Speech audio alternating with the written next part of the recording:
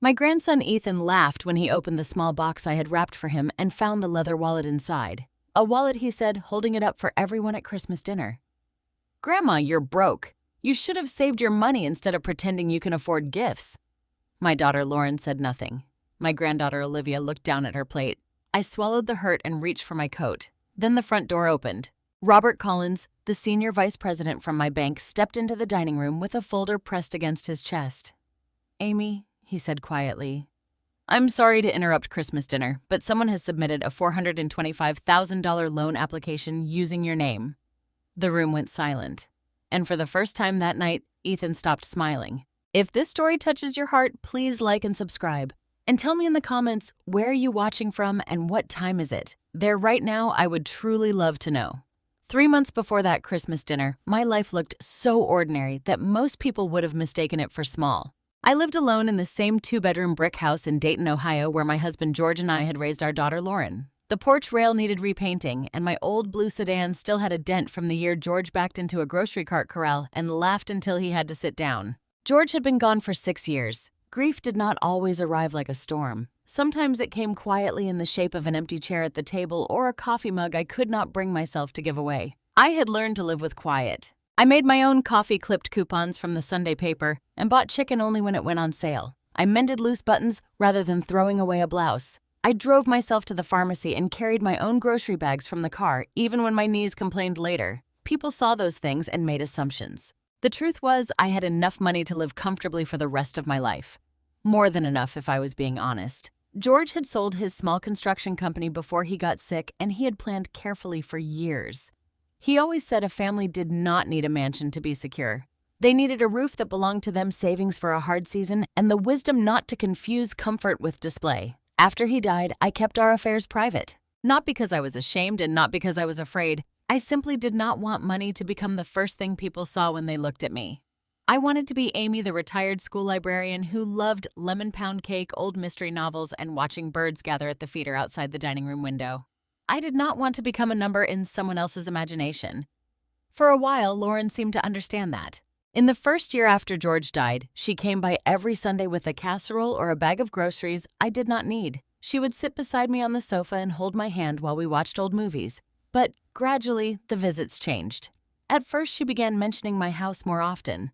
"This place is so much for one person." "Mom," she said one afternoon looking around the living room, "you could sell it for a nice amount." "You know that, right?" I smiled and told her I had no plans to move.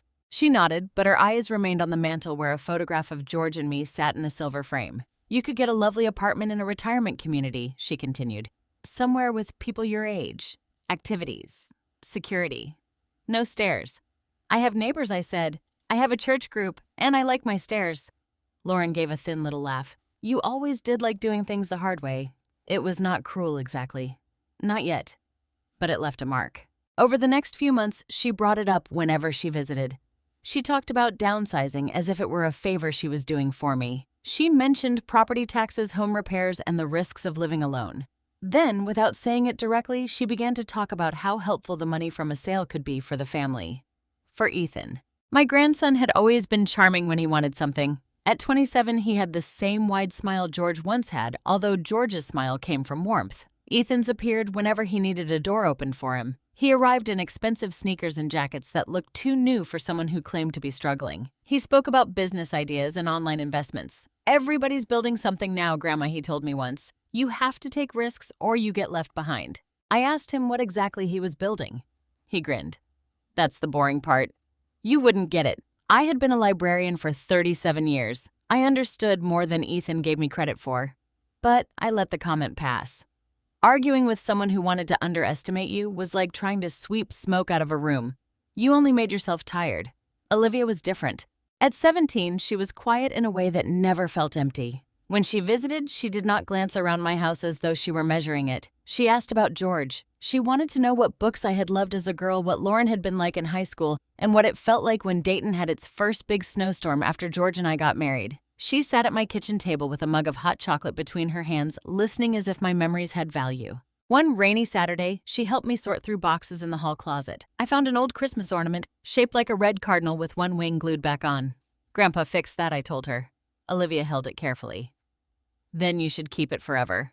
I smiled at her. I think I will. That was the difference between my granddaughter and the others. Olivia did not look at what I had and wonder what it could do for her. She looked at what I had loved and treated it gently. By autumn, Lauren's calls became less about checking on me and more about checking up on me. Have you updated your will? She asked one evening. Why, I'm just being practical. Practical about what you know, in case something happens. I stood in my kitchen holding the phone against my ear while the kettle whistled behind me. Lauren, I said something will happen to all of us eventually. That does not mean I intend to spend my remaining years planning my own disappearance. She went silent for a moment, then she sighed. You always make everything sound so dramatic, but I was not the one making it dramatic. I was only beginning to see that the people closest to me were looking past my face, past my feelings, and toward the things they imagined I might leave behind. The strange part was that I still wanted to believe them. I wanted to believe Lauren was simply worried about me. I wanted to believe Ethan's restless ambition was nothing more than youthful impatience. I wanted to believe the uncomfortable feeling in my stomach was loneliness, talking, not instinct. So I kept doing what I had always done. I baked extra cookies when Lauren said the kids were coming over. I sent Ethan a birthday card with a handwritten note and a modest check. I made Olivia's favorite macaroni and cheese whenever she visited. And every night before bed, I walked through my quiet house, turned off the lamps one by one, and told myself that family was complicated. I did not yet understand that complication can sometimes be the first mask betrayal wears. Ethan came to see me on a Tuesday afternoon in late October. The sky had been gray since morning, and a hard rain tapped against the kitchen window while I stood at the counter slicing apples for a pie. I almost did not hear the knock because the wind was pushing branches against the side of the house. When I opened the door, Ethan stood there with no umbrella, his hair damp and flattened against his forehead. Hey, Grandma, he said. Something in his voice made me step aside without asking questions. He came in slowly, rubbing his hands together as if he were cold, though my house was warm. He wore a black jacket that looked expensive, but the cuffs were frayed. His eyes darted around the living room before settling on the old recliner George used to sit in. Do you want coffee? I asked. Sure. I poured him a cup and set it on the kitchen table. He sat down but did not touch it. For a few minutes, he made small talk. He asked how my knee was doing. He told me Olivia had been busy with school. He even complimented the smell of the pie. But Ethan had never been good at pretending when he was anxious. His right leg bounced beneath the table. His fingers kept tapping against the ceramic mug. Finally, I sat across from him. Tell me what's wrong. He stared at the coffee for a long moment. I have an opportunity, he said. I waited. There's this little cafe on Fairview. The owner is retiring. She wants out before the holidays, and the place is basically being sold for nothing. That sounds sudden, I said. It is. That's why I have to move fast. He leaned forward, and for the first time, I saw something close to desperation in his face. I know I've had ideas before, he said. I know they didn't all work out, but this is different. It already has customers. It has equipment. It has a kitchen. I could turn it around, Grandma. I really could. I folded my hands in my lap. How much is it? He exhaled. $85,000. The number hung between us, not because I did not have it, because I knew what giving money to someone in panic could do. It could become a rescue rope, or it could become the first thread in a knot that never loosened. $85,000, I repeated. It's not all for the cafe, he admitted quickly. There are permits, insurance, payroll, little repairs, but I've done the math. May I see it? He blinked. See what? The math? His expression changed so fast it hurt to watch. The business plan, I said gently. The projected expenses, the lease, your operating costs, how much cash you'll need for the first 6 months. Your repayment plan. He leaned back in his chair. So you don't trust me? That isn't what I said. It's what you mean. I looked at him carefully. Ethan, I am not saying no. I am asking responsible questions. You know how hard it is for people my age right now, he said, raising his voice slightly. Rent is insane. Jobs are unstable. Nobody wants to give anyone a chance unless they already have money. I understand that life is difficult, I said. But difficulty does not make questions unfair. He stood and began pacing across my kitchen. You have no idea what it's like to try to build something from nothing. The words hit me harder than they should have. I thought about George working 12-hour days before he owned his first truck. I thought about the years I packed lunches for Lauren, stretched grocery money, and wore the same winter coat for nearly a decade because replacing it was not a priority. I thought about the woman I had been before anyone saw me as old. I know more than you think, I said quietly. Ethan turned toward me. Then help me. I will help you make the plan, I said. I will sit with you. I will look at numbers. I will help you talk to a small business counselor. but I will not hand over $85,000 without understanding exactly where it is going." His face hardened. "You have it, though. That does not mean you are entitled to it." The silence after that was sharp. He looked at me as if I had insulted him. "I'm your grandson." "Yes," I said. "And I love you." "Then prove it." I felt something inside me tighten. Love is not proven by giving someone everything they demand. He laughed once, but there was no humor in it. "That's easy for you to say. You're sitting on your house, your savings, all your little safe choices. You don't have to worry about anything." I stood slowly from my chair. "Ethan, you do not know what I worry about." He shook his head. "No, I know exactly what you worry about. Losing money. That's all you ever care about." The doorbell rang before I could answer. A moment later, Lauren walked in without waiting for me to invite her. She was carrying a bag from the grocery store and wearing the strained expression of someone who had already been told half a story. "Mom," she said, setting the bag on the counter. "Ethan told me you're refusing to help him. I told him I need more information." Lauren crossed her arms. "He has a real chance here. Then he should be able to show me a real plan." "He is overwhelmed," she snapped. Not everyone had Dad handing them a financial cushion. For a second, I could not speak. George had not handed anyone anything. He had worked for every dollar he saved, and I had spent years making sure Lauren never knew how many times I had quietly helped her when she needed it. But I did not say that. Instead, I looked at my daughter and said, "This is not about punishing Ethan. It is about making sure he does not step into something he cannot manage." Lauren gave a bitter laugh. "You always have to be the reasonable one, the careful one, the one who gets to decide whether everyone else deserves help. That is not fair." "No," she said, her eyes flashing. "What isn't fair is watching you sit on money while your own family struggles." Ethan looked down at the floor, but I noticed he did not disagree with her. The rain outside became louder. I could feel my heart beating in my throat, but I forced myself to keep my voice steady. "I will not sign anything today," I said. "I will not co-sign a loan. I will not withdraw money. Bring me the lease, the numbers, your existing debts, and a full repayment plan. Then we can talk." Ethan's head lifted sharply. "My existing debts." "Yes. What does that have to do with the cafe?" "Everything." His jaw tightened. For one brief moment, I saw fear cross his face. Not anger. Fear. Then it disappeared. "You know what he said. Forget it." "Ethan, no. I get it now." He grabbed his jacket from the back of the chair. "You don't want to help. You just want to sit here in this old house living off your pension, scared to spend $1 because it makes you feel powerful." Lauren did not stop him. That was what hurt most. Not his words. Her silence. Ethan opened the front door, then looked back at me. "One day, Grandma, you're going to realize money is the only thing you care about. And by then, nobody will want to be around you." Then he left. The door slammed hard enough to rattle the framed family photograph in the hallway. Lauren stood there for another moment, looking at me with disappointment instead of concern. "I hope you know what you're doing," she said. So did I. But as I watched her walk out behind her son, I felt a cold certainty settle in my chest. Ethan had not come to me because he wanted guidance. He had come because he expected access. And when I asked him for the truth, he had reacted like someone afraid of what the truth might reveal. After Lauren left that afternoon, I stood in my kitchen for a long time without moving. The rain had softened to a steady whisper against the windows, but inside the house everything felt too still. Ethan's coffee sat untouched on the table, a pale brown ring forming beneath the mug.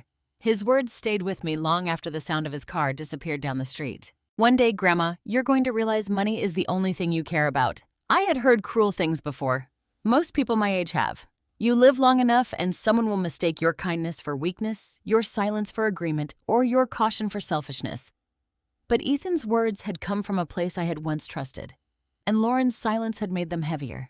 I put the apples back in the refrigerator and covered the pie dough with a clean dish towel. I no longer had the heart to bake. Instead, I walked through the living room past the bookshelf where George's old carpentry manuals still leaned beside my mystery novels and stopped in front of the photograph on the mantel. It had been taken at a summer cookout almost 20 years earlier. George stood behind me with one arm around my shoulders, smiling broadly at the camera. Lauren was beside us younger then, holding a squirming toddler Ethan. Little Olivia had not been born yet. We looked happy. Maybe we were. I lifted the frame carefully and ran my thumb across the edge of the glass. "Did you see this coming?" I whispered. Of course, George could not answer.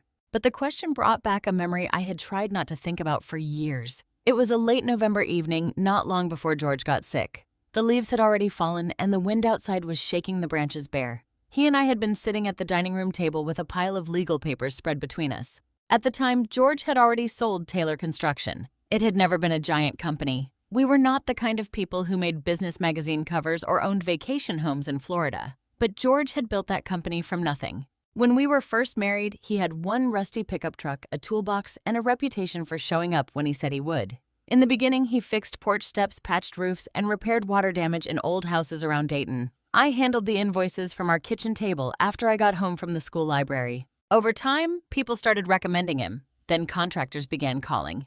Eventually, he had a small crew, a rented office, and enough steady work that we could breathe without counting every dollar before the end of the month. George was never flashy about it. He wore the same watch for 25 years. He drove practical trucks. He bought good tools but never expensive clothes. Whenever someone praised his success, he would shrug and say, "I just learned early that you take care of people and most of the time they remember." That was George. He believed character was worth more than appearances. He believed promises mattered. And he believed that money could be useful without becoming the center of a person's soul. When he sold the company, he told me he wanted to make sure I would be safe no matter what happened. At our age, Amy, safe is a beautiful word, he said. I had laughed at him then. We're not that old. He looked at me over the top of his reading glasses and smiled. Speak for yourself. My knees have been telling me otherwise for 10 years. But beneath the joke, he was serious. He worked with Margaret Lewis, the family attorney he had known since she was a young associate. Margaret was sharp, calm, and impossible to pressure.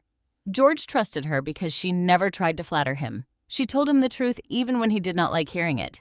Together, they created the Taylor Family Trust. The trust was meant to protect me first. It would give me income, preserve the house if I wanted to stay in it, and make certain I never had to depend on anyone else's permission to live with dignity. After I was gone, the remaining assets would go to Lauren and then eventually to Ethan and Olivia. At least that was the simple version. The more complicated part was something George insisted on adding. Margaret called it the Family Stewardship Clause. I remembered reading the language for the first time. It was formal and careful, filled with phrases that sounded colder on paper than they did in conversation. But the meaning was clear enough. If any beneficiary of the trust tried to manipulate me, threaten me, deceive me, pressure me, or take control of my money while I was still alive, that person could lose their future inheritance. At the time, I thought it was too much. George, I had said, pushing the papers toward him, "This makes it sound like you expect Lauren to turn against me." He had grown quiet. "I don't expect it," he said. "I hope I'm wrong." Then why put it in writing? He folded his hands and looked down at the table.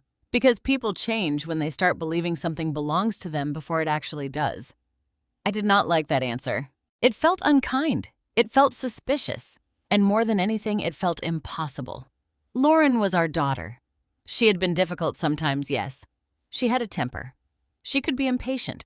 But she was also the little girl who had slept between us during thunderstorms, who had cried when George left for work before sunrise, who had once brought home an injured bird in a shoebox and begged us to save it. "How can you think that way about your own child?" I had asked him. George reached across the table and took my hand. "I don't think that way about her," he said softly. "I think that way about fear, about pride, about people who are hurting and convince themselves they are owed something." Then he squeezed my fingers. "This isn't meant to punish anyone, Amy. It's meant to protect you. There is a difference." I had signed the papers, but I did not fully understand them. Not until years later. After George died, Lauren's life had nearly fallen apart. Her husband had been laid off from the auto plant, and their mortgage payments started piling up. She never told me the whole truth. She only said they were tight for a while, and that things would get better once he found work again. But I found out anyway. A notice from the bank had been sent to my house by mistake because Lauren had used my address years before as an emergency contact. I read the words foreclosure review before I even understood what I was holding. I remember sitting at this same kitchen table, my heart pounding so hard I could barely breathe. Lauren had 2 children. Ethan was still in high school then.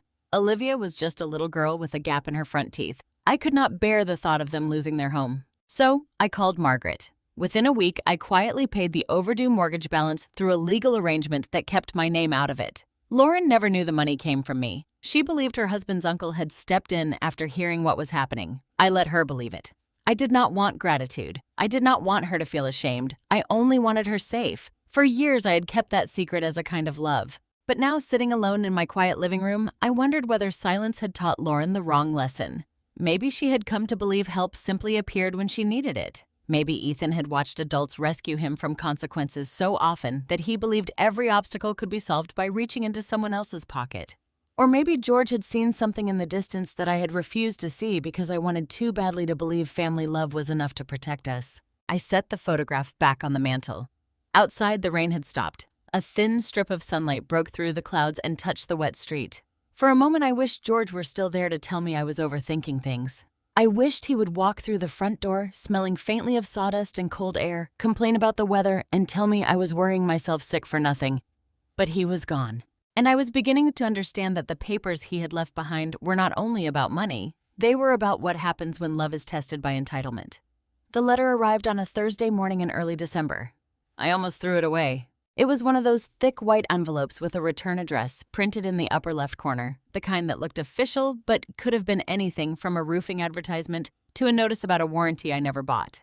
I had just come back from the grocery store, my hands stiff from the cold, and I was sorting the mail at the kitchen counter while the kettle warmed on the stove. Then I saw the name, Heartland Community Bank. My first thought was that Robert Collins had sent me a holiday card. He had known George and me for years, and every December, he mailed a small stack of cards to longtime clients. Robert was one of those rare bankers who remembered people's names, asked about their grandchildren, and did not speak as though every conversation had to end in a sales pitch. But the envelope was too thick for a card.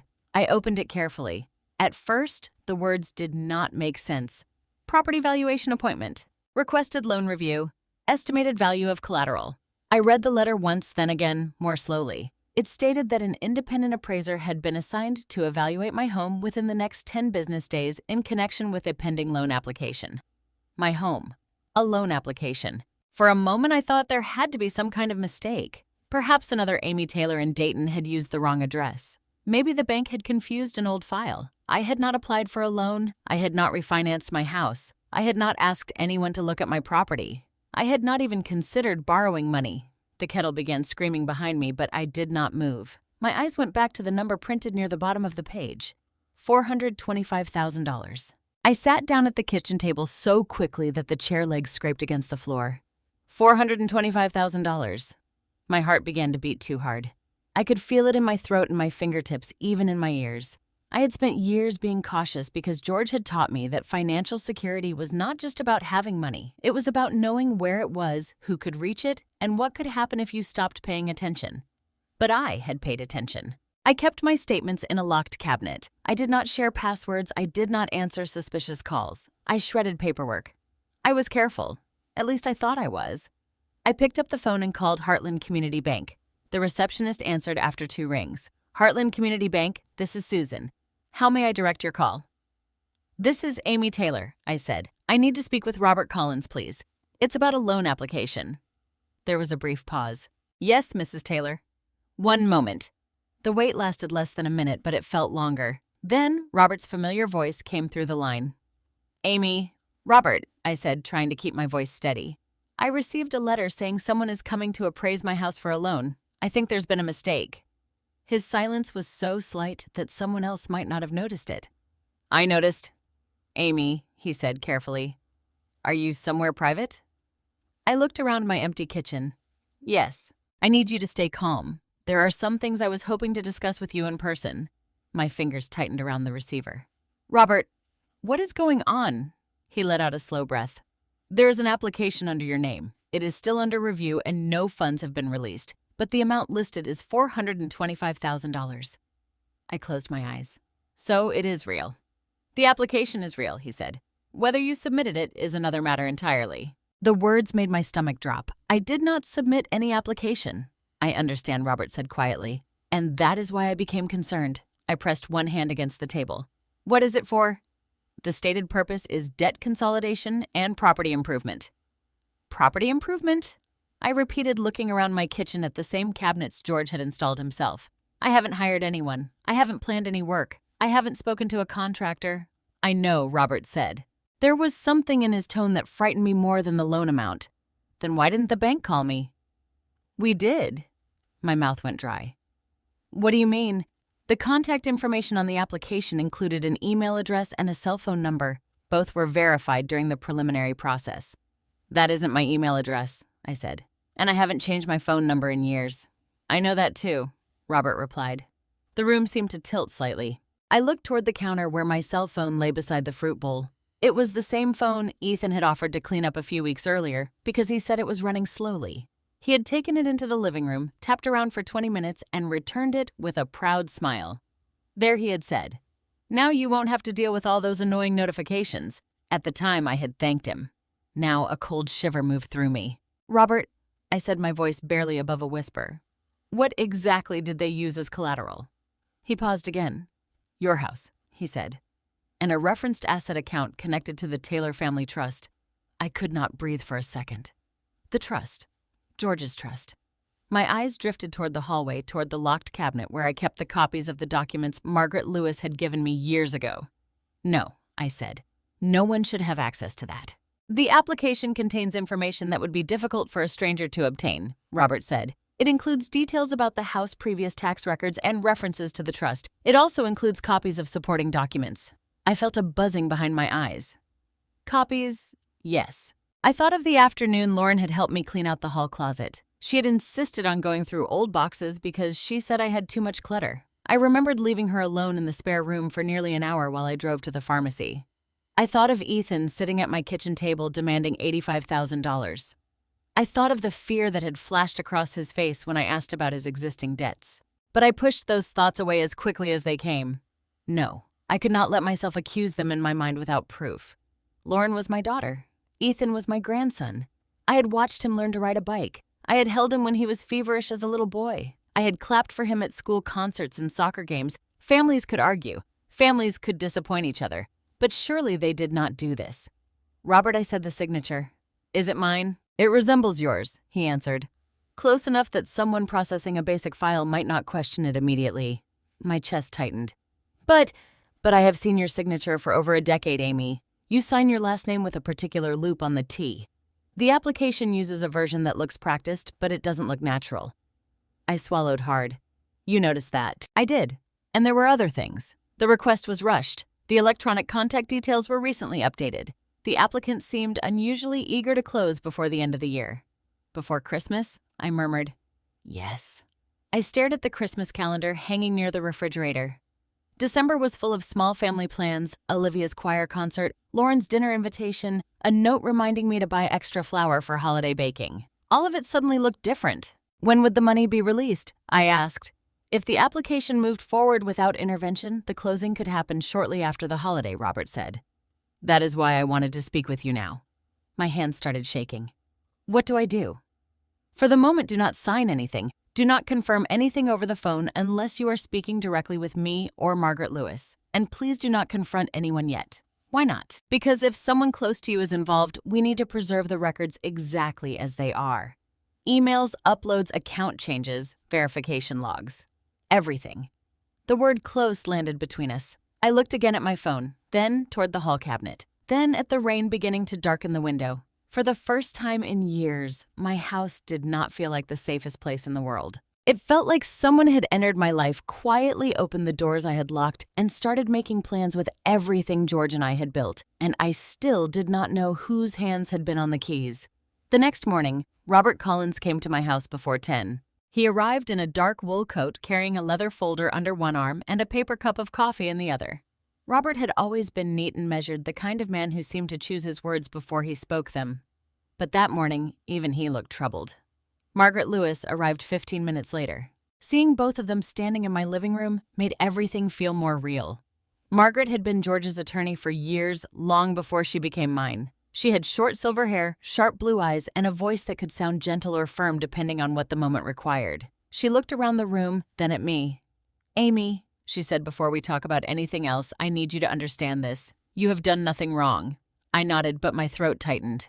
"It doesn't feel that way," I admitted. "It feels like I should have known." Margaret sat beside me on the sofa. No one should have to live expecting the people closest to them to misuse their trust. Robert placed his folder on the coffee table and opened it carefully. "The loan application has been frozen," he said. "No money can move. No appraisal will happen. We have also flagged the account and placed additional verification requirements on every financial request connected to you or the Taylor Family Trust." That should have made me feel relieved. Instead, I felt exposed.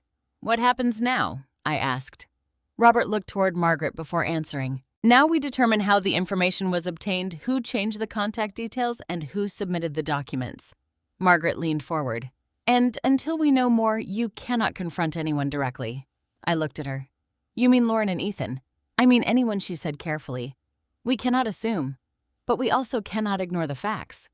The room was quiet for a moment. I could hear the ticking of the old wall clock George had installed years ago. It had always been a comforting sound. That morning it seemed too loud. Robert opened the folder and showed me printed copies of the application. There was my name, my address, my birth date, the estimated value of my house, even a scanned copy of one of the documents connected to the Taylor Family Trust. My stomach turned. I recognized the page immediately. It was not the full trust agreement. It was one of the summary pages Margaret had prepared years ago, the one that listed the main assets, the house, and the trustee information. That page was in my cabinet, I whispered. Margaret looked at me closely. Who has had access to your house recently? I wanted to say no one, but the answer would have been a lie. Lauren helped me clean out the spare room in September, I said. There were boxes everywhere. Old tax papers, George's work records, Christmas decorations. She insisted I should get rid of things before winter. Was she alone at any point? Margaret asked. I thought back. I remembered leaving for the pharmacy because I needed to pick up my blood pressure medication. I had been gone maybe 40 minutes. Lauren had stayed behind, saying she would keep sorting through the storage boxes. Yes, I said slowly. For a little while. Robert made a note. What about Ethan? He asked. I hesitated. He was here a few weeks ago. He said my phone was too slow. He offered to fix it. Margaret's expression changed slightly. Did he have your phone for long? Maybe 20 minutes. He said he was clearing old apps and adjusting notifications. Robert looked at the phone resting beside me on the table.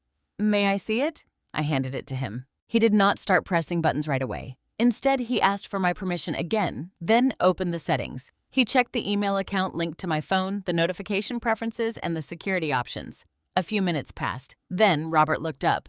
Amy, he said quietly, there is another email address connected to your account. My hands went cold. What? It appears to have been added recently. It is set up to receive certain account alerts. I stared at the screen, unable to understand what I was seeing. The address was not mine. It had a name I did not recognize at first, followed by a string of numbers. But when I read it again, I noticed something familiar. The first 3 letters were E-T-H. I felt my chest tighten. That could mean anything, I said quickly. It could be coincidence. Margaret did not argue with me. She only said it could. But I could hear the caution in her voice. Robert continued looking through the settings. There are also several notifications disabled, he said, including bank verification messages. I closed my eyes. Ethan's voice came back to me. Now, you won't have to deal with all those annoying notifications. At the time, I had smiled and thanked him. Now I could barely breathe. Margaret reached over and covered my hand with hers. We still need proof, she said. We do not make accusations based on suspicion. I nodded. But something inside me had already shifted. After Robert and Margaret left, I walked to the hallway cabinet where I kept important papers. My legs felt heavy. I unlocked the cabinet, pulled out the old gray file box, and placed it on the dining room table. The box held everything George had insisted we keep organized. Insurance policies, property records, old tax returns, the trust documents. I took each folder out slowly. At first, everything looked normal. Then I noticed the empty space. There should have been 3 copies of the trust summary packet. There was only 1. I checked again, then a third time. 2 copies were missing. I sat down hard in the chair. I remembered Lauren kneeling beside those same boxes in September. I remembered her laughing about how George had kept every receipt from every hardware store visit. I remembered telling her that some of those papers were important and asking her not to throw away anything with Margaret's name on it. Lauren had smiled and said, "Don't worry, Mom. I know what I'm doing." For years, that sentence would have comforted me. Now it made me sick. Later that afternoon, Olivia called. Her voice was cheerful at first. "Grandma, are you coming to my choir concert Friday?" I almost said yes automatically. Then I heard something in her tone. She was trying too hard to sound normal. "Of course I am," I said. "Why do you ask?" She hesitated. "It's just, Mom has been stressed and Ethan's been acting weird."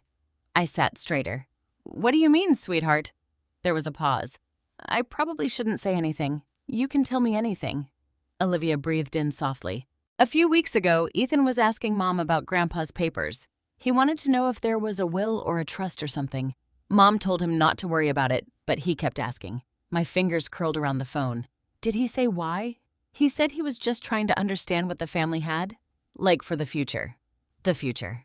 That was how people spoke when they wanted something to sound harmless. I thanked Olivia for telling me and told her not to worry. But after we hung up, I sat in silence for a long time. Then I remembered something else. The day Ethan had stormed out after asking me for money, he had left his jacket draped over one of my dining chairs. I had called him later to tell him, but he said he would pick it up another day. The jacket was still hanging in the coat closet. I did not want to go through his things. Even then, I did not want to believe I had a reason to. But Margaret's words echoed in my mind. We need proof. I opened the closet and took down the jacket. It was heavier than I expected. I searched the pockets carefully, telling myself I was only looking for identification so I could return it safely. In the inside pocket, I found a folded stack of papers. My heart pounded as I opened them. They were printouts from a spreadsheet. At the top was a list of expenses, credit card balances, personal loans, overdue rent on a previous apartment, payments owed to someone listed only as M. Grant. There were late fees, interest charges, and amounts circled in red. The total was far more than $85,000. The cafe had never been the real plan. It was a story Ethan had built because the truth was too ugly to tell.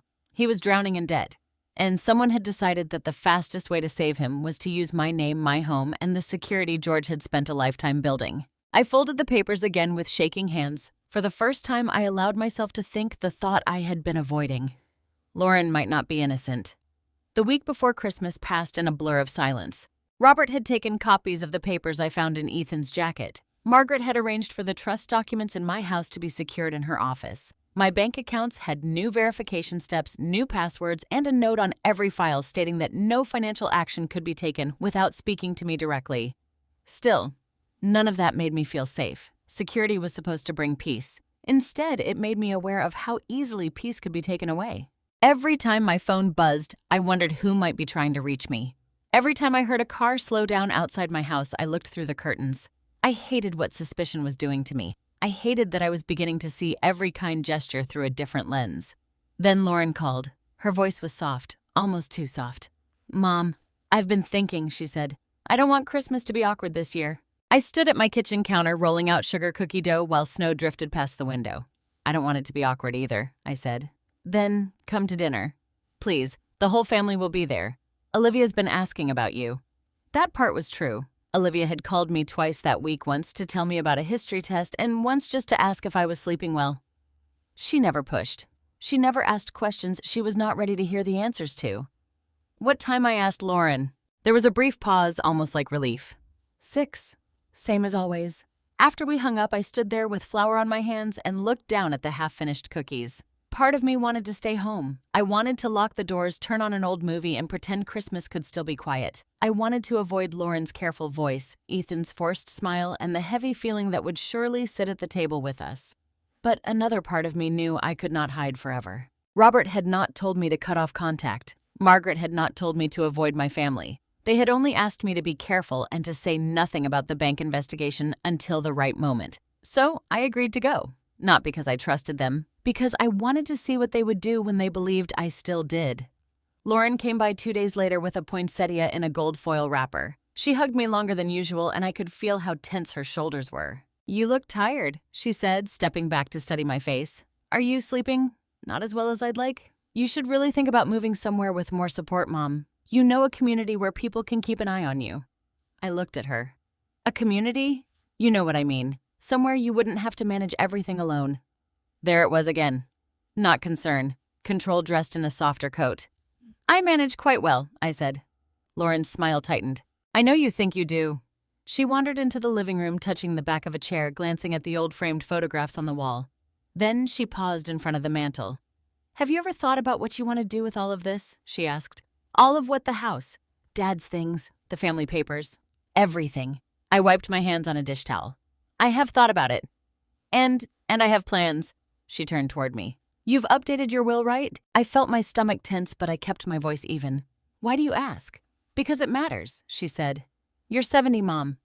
"That is not an insult. It is reality." "No," I said quietly. "Reality is that I am still alive and I am still capable of deciding what happens to my home, my money, and my future." Her face changed. For one moment, I saw anger flash in her eyes. Then it disappeared, replaced by something that looked almost wounded. "I'm only trying to help." I had heard that sentence so many times lately. I'm only trying to help. But help does not leave a person feeling smaller.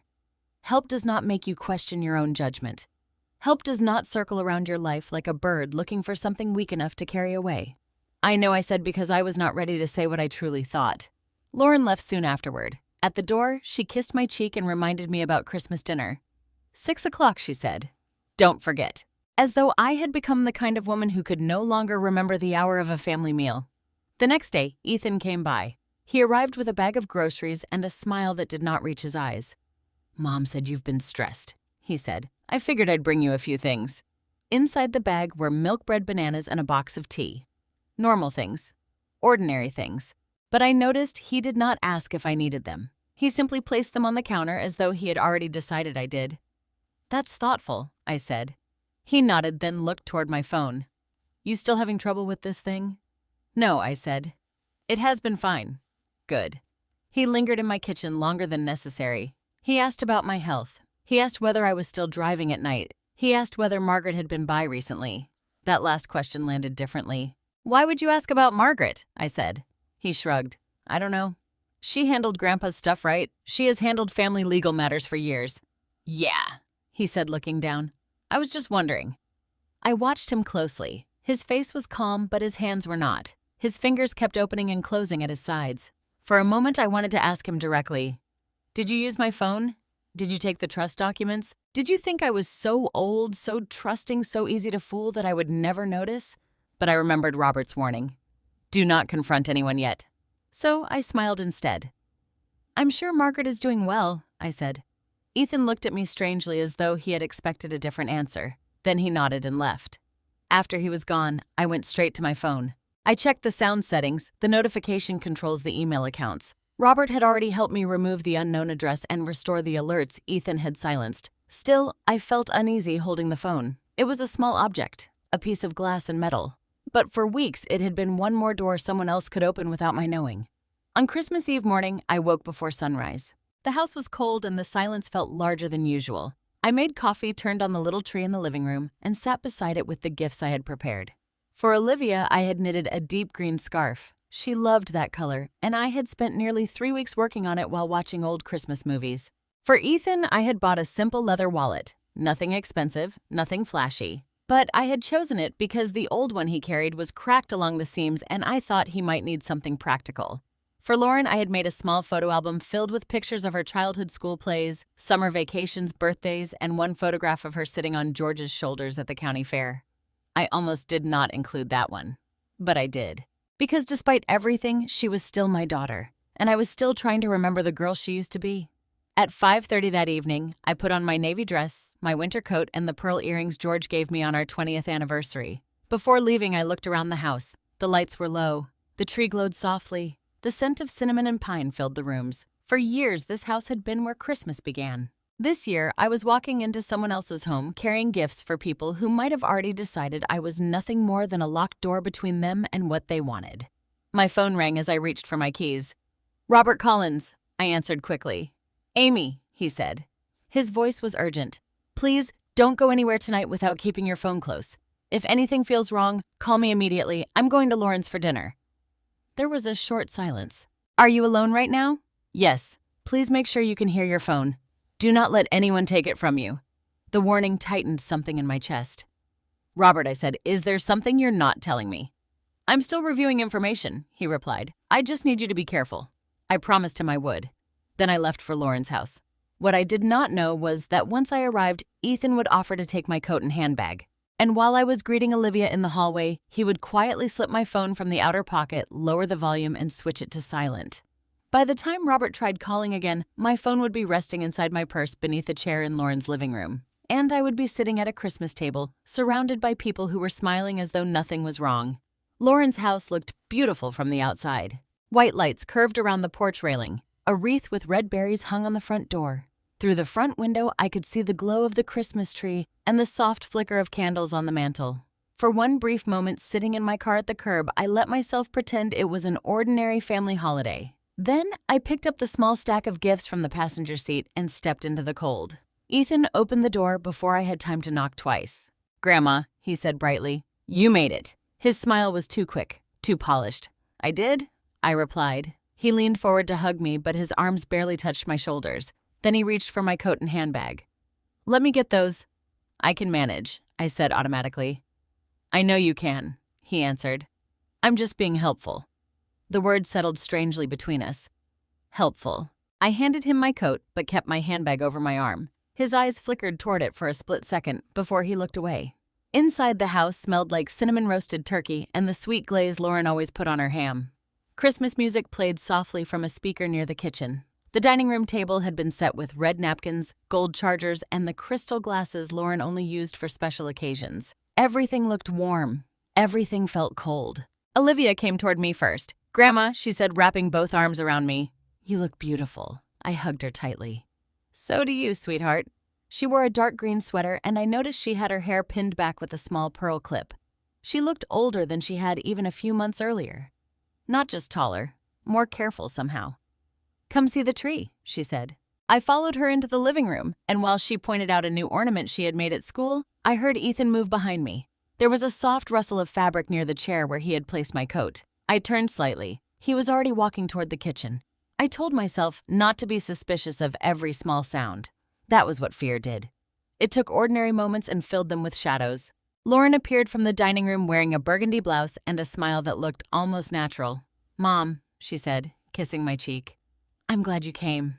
Thank you for inviting me." For a moment we stood there facing each other. I searched her expression for anything familiar.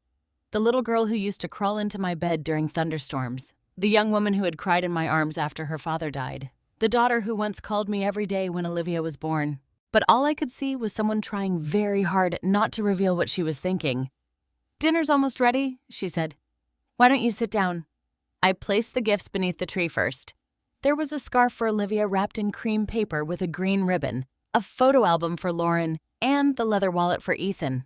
I had almost left it at home. I had stood in my hallway earlier that evening holding the little box in my hand and wondering why I was still trying.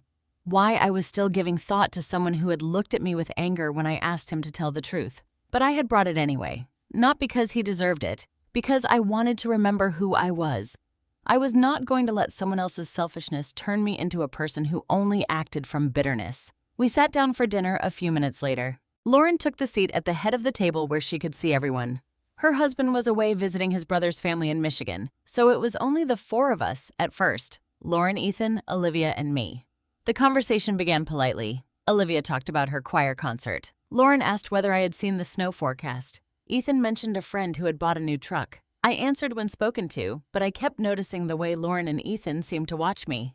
Not openly, not enough for Olivia to notice. But every time I mentioned my house, my health, or anything connected to my future, their attention sharpened. "So," Lauren said as she passed, "the potatoes. Are you still planning to stay in that house through the winter?" "I am. You know the sidewalks around there get icy." "I have salt."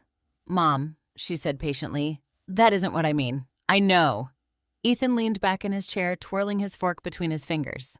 "Grandma's tougher than all of us," he said. "She'll be out there shoveling snow at 85. "I'm 70, I said. He laughed. "Close enough." Olivia looked uncomfortable. I changed the subject and asked her about the college brochures she had been collecting. Her face brightened immediately, and for a few minutes the room felt almost normal again. Then dinner ended. Lauren brought out dessert, and Ethan disappeared into the living room. A few minutes later, he returned carrying the gifts from beneath the tree. "Okay," he said, "we're doing presents now."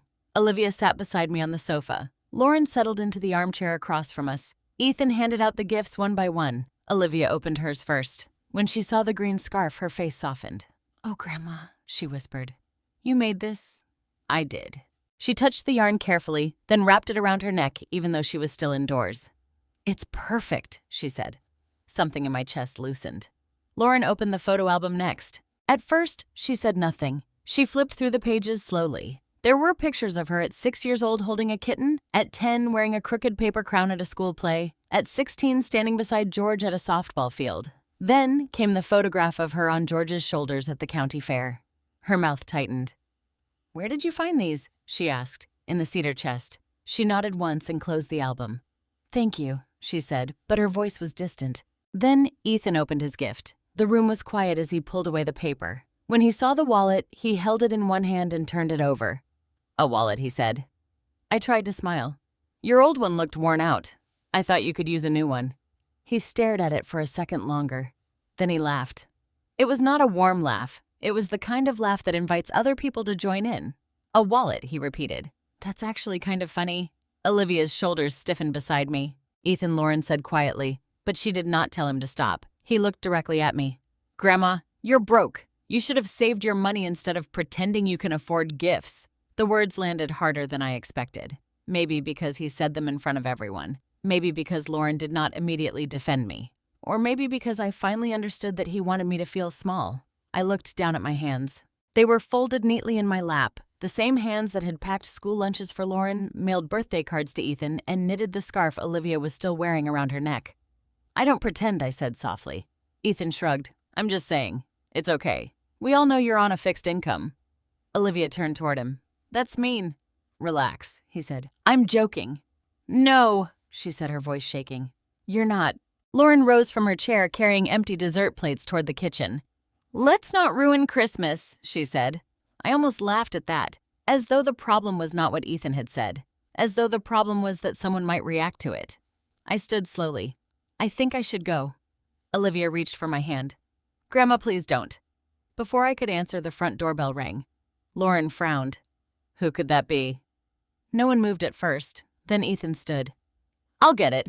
But before he reached the hallway, the front door opened. A tall man in a dark winter coat stepped inside, snow melting on his shoulders. He held a leather folder against his chest, and his expression was serious enough to change the air in the room. Robert Collins! Lauren stared at him. Mr. Collins! Robert looked directly at me. Amy, he said, his voice low and controlled. I'm sorry to come unannounced, especially tonight, but I needed to speak with you immediately. I felt my pulse begin to race. Robert, I said. What happened? He stepped fully into the living room. I tried calling you several times. My hand moved instinctively toward my handbag. It was not where I had placed it. I looked around quickly and spotted it beneath a chair near the entryway. Ethan was standing between me and the door. Robert opened the folder. There is a pending loan application for $425,000 under your name, he said. It uses your home and trust-related assets as collateral. The room went still. Lauren's face drained of color. Olivia looked from Robert to me in confusion. Ethan stopped smiling. Robert's gaze moved slowly across the room. Amy did not submit this application, he continued. And I need everyone to understand something clearly. This is not about whether Amy Taylor has money. He looked back at me. This is about someone attempting to take control of what belongs to her. For the first time that night, no one had anything to say. For several seconds, no one moved. The Christmas tree lights blinked softly behind Robert Collins, casting little reflections across the windows. Somewhere in the kitchen, the dishwasher hummed. The smell of cinnamon and ham still hung in the air. It should have felt like Christmas. Instead, it felt like a courtroom before the verdict. Ethan was the first one to speak.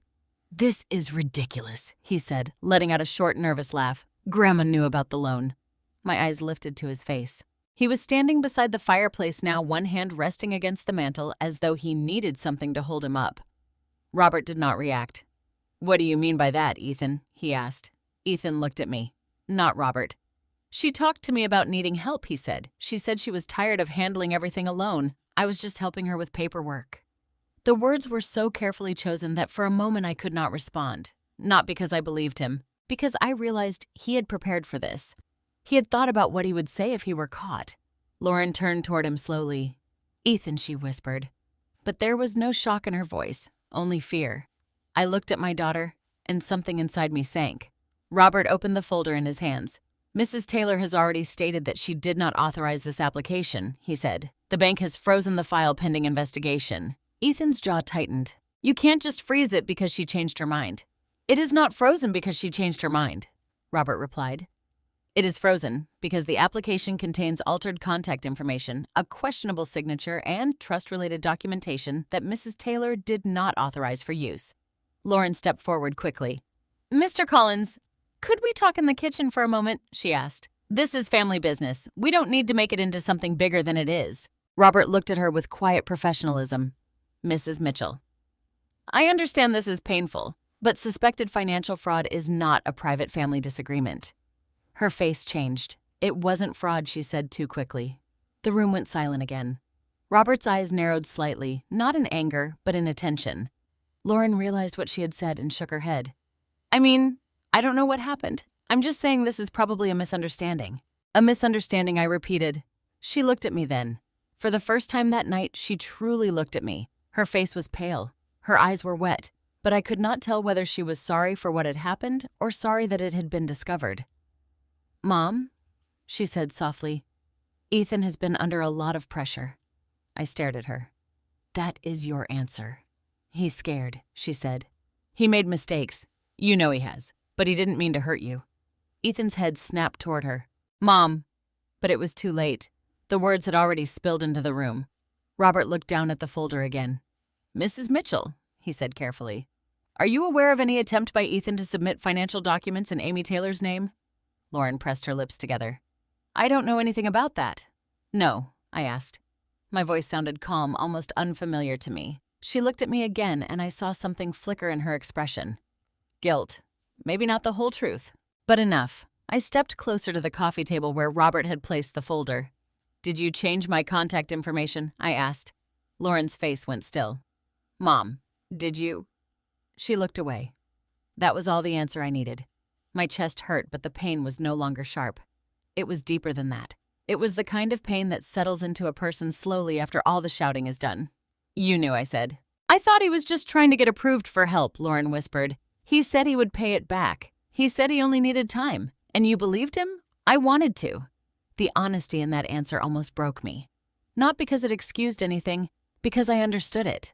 Lauren had wanted so badly to believe Ethan could fix his life that she had ignored every sign that he was making it worse. But wanting to believe someone did not give you permission to help them hurt another person. Ethan shook his head and stepped forward. "You're acting like I stole something," he said. "You tried to borrow against my house," I replied. "I was going to pay it back." "With what?" I asked. He said nothing. "With the cafe," I continued. "The cafe, you could not show me a plan for the cafe that was supposed to need $85,000 while you were carrying debts you never told me about." His face hardened. "You went through my things. I found the papers you left in your jacket." "That was private." I almost laughed. "Private." The word felt cruel in his mouth. "You used my private documents," I said. "You used my name. You changed my phone settings. You tried to take control of a loan I never requested. And you are angry because I found a piece of paper in my own home." Ethan's eyes flashed. "You don't understand anything." "No," I said quietly. "I understand more than you think." Olivia had been silent through all of this. She sat on the edge of the sofa, still wearing the green scarf I had knitted for her. Her hands were twisted together in her lap. She looked terrified, not because she did not understand what was happening, but because she understood too much. I walked toward her and sat beside her. She looked at me with tears in her eyes. "Grandma," she whispered. I took her hand. It was warm and trembling. Then I looked back at Ethan.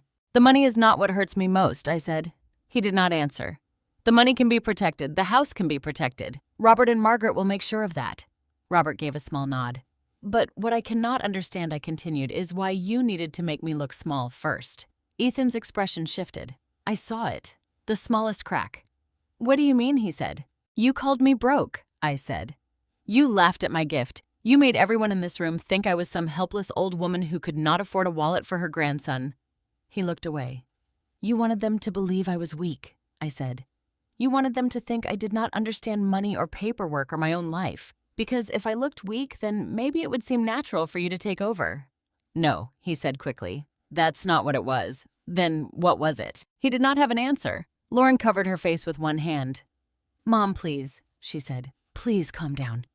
Ethan was panicking. He was desperate. I stared at her. "Do you know what desperate people do, Lauren?" She looked up. "They ask for help. They tell the truth. They accept no when someone cannot give them what they want." My voice did not rise. It did not need to. "But they do not forge a path through another person's life and call it survival." Lauren began to cry. Not loudly, just quietly with her shoulders shaking. For years, I might have rushed to comfort her. I might have stepped around the truth because seeing my daughter cry made me feel like a failure.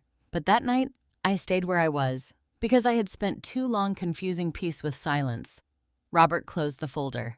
"The bank will proceed with its internal investigation," he said. "No funds will be released. Further steps will depend on the evidence and the legal review." Ethan looked at him sharply. "So that's it, you're going to ruin my life?" Robert's voice remained steady. "No, Ethan. The consequences of your choices are what will affect your life." Ethan turned toward me. "Grandma, say something." I looked at him. For a moment I saw the little boy who used to climb into my lap during thunderstorms. the teenager who had once made me a birthday card with crooked letters and a hand-drawn heart, the young man I had wanted to believe still had time to grow into someone better. But then I saw the man standing in front of me now. A man who had looked at my kindness and seen an opening. "I have said enough," I told him. Olivia squeezed my hand. I stood slowly and reached for my coat. "I will not stay in a room where my love is treated like weakness," I said. "Not tonight. Not ever again." Lauren took one step toward me. "Mom, please don't leave." I looked at her and my heart broke in a quieter way. "I am leaving because I should have left the first time you made me feel like I had to defend my right to live my own life." Then I turned to Olivia. "Come give me a hug, sweetheart." She stood immediately and wrapped her arms around me. "I'm sorry," she whispered into my shoulder. "You have nothing to be sorry for," I told her. When I stepped outside, cold air hit my face like a blessing. Robert followed a few seconds later, carrying my handbag. My phone was inside. Silent, exactly where Ethan had left it.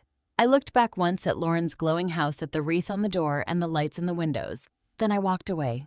Not because I had stopped loving them, but because I was finally beginning to love myself enough not to stay where I was being used.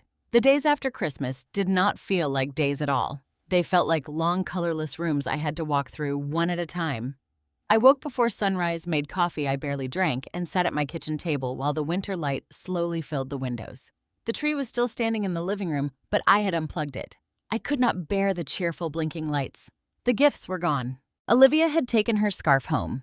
Lauren's photo album was still at her house, and the wallet I had given Ethan had been left behind on the coffee table unopened after he dropped it beside him in anger. I did not want it back, but I could not bring myself to throw it away. 3 days after Christmas, Robert and Margaret came to my house again. Robert carried a laptop this time along with a folder of printed documents. Margaret had a legal pad tucked beneath her arm. They sat across from me at the dining room table, the same table where George and I had once made plans for our future. Now I was learning how someone had tried to take that future from me. Robert opened the laptop and turned it toward me. "We've completed the initial review of the electronic trail," he said. "There are still steps ahead, but we can confirm several things." I nodded, though my hands had begun to shake in my lap. "The email address listed on the application was added to your banking profile from an internet connection registered to Lauren's home," he continued. I closed my eyes, not because I was surprised, because hearing it said aloud changed suspicion into fact. Margaret leaned forward slightly. "There is more," Robert said. "The contact phone number was changed shortly after the email was added. That change was also initiated from the same location." I stared down at the grain of the wooden table. Lauren's house, the house where she had invited me to Christmas dinner, the house where she had watched her son call me broke, the house where my phone had been silenced. "Was Lauren the one who changed it?" I asked. Robert's voice stayed careful.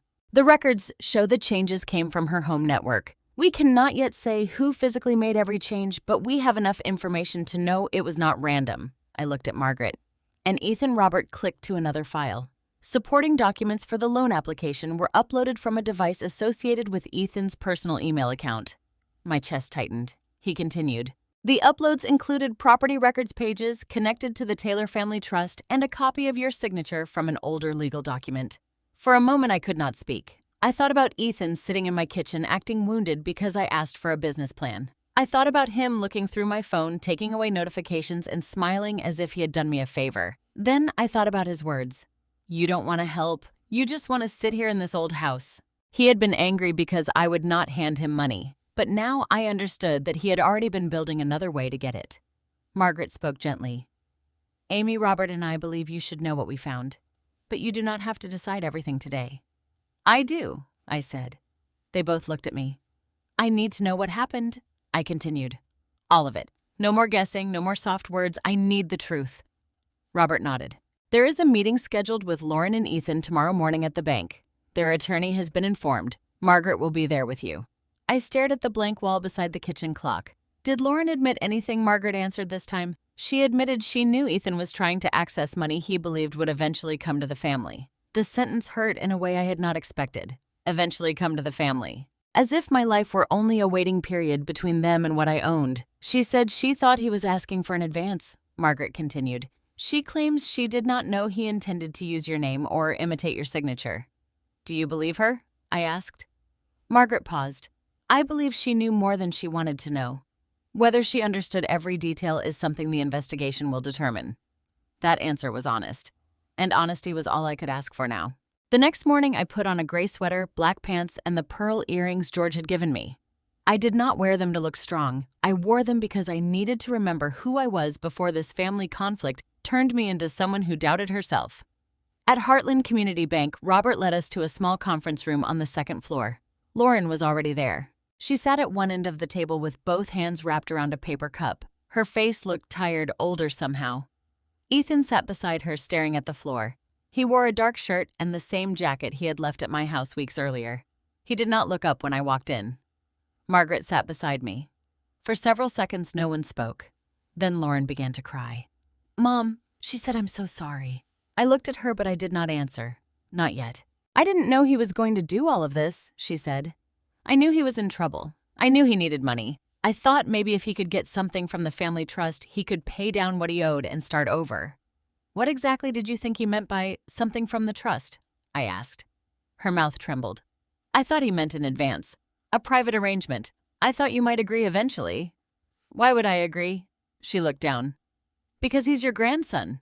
The words sat between us. For so long that had been enough for me. He's your grandson. As though love meant I had to keep giving until there was nothing left but an empty place where my boundaries should have been. Ethan finally lifted his head. "I didn't want it to go this far," he said. His voice was quiet. "I just needed time. Time for what I asked." He looked toward Robert, then Margaret, then finally at me. "My rental business failed. I had known part of that already, but I let him continue.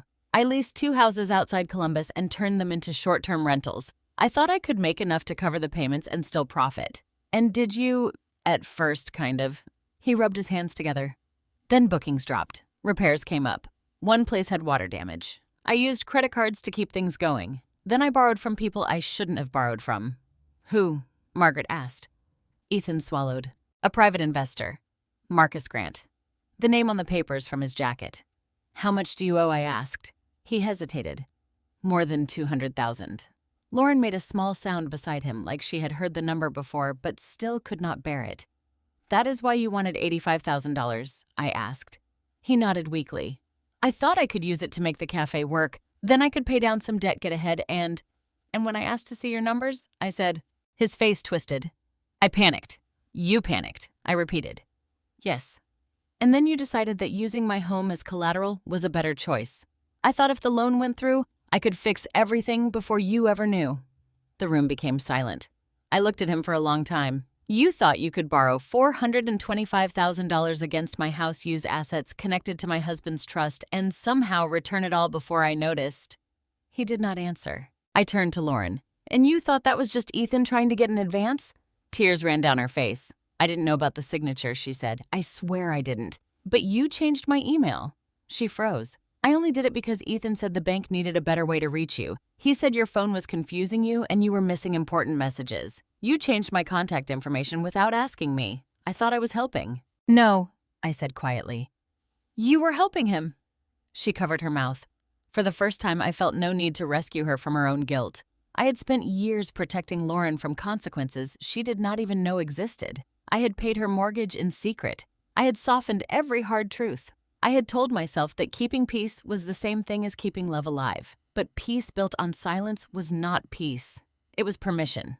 Ethan looked at me again. "I never wanted to hurt you, Grandma."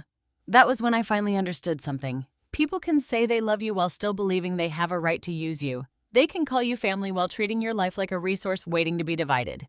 And they can cry after getting caught without ever understanding the pain they caused. I stood slowly. "I loved you both enough to help you when you were struggling," I said. "But you confused my love with access."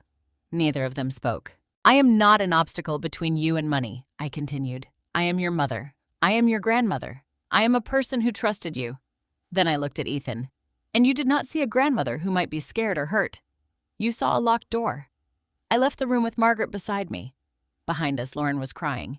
Ethan said my name once, but I did not turn around. Because some truths are too painful to hear twice.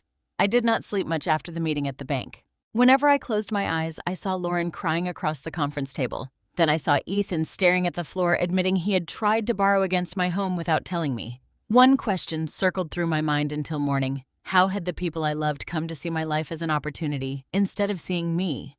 By dawn, I knew I needed to speak with Margaret. Not about the investigation. Robert had made it clear that would continue whether I was ready or not. I needed to talk about the papers George had insisted we keep the Taylor family trust. Margaret's office was above a florist shop near downtown Dayton. I had been there many times with George, but that morning, the familiar hallway felt strange. I was no longer walking in as his wife, expecting him to ask the questions I might forget. I was walking in alone. Margaret led me to the conference room. A thick binder waited in the center of the table. "The trust was created for you first," she said as she opened it. "It exists to support your life, your home, your health, and your security. You do not need Lauren's permission, Ethan's permission, or anyone's permission to use it." "I know that in my head," I said. "But it feels different when your own family acts as if you're keeping something from them." "You are not keeping something from them," Margaret said. "You are living your life." "Those are not the same thing."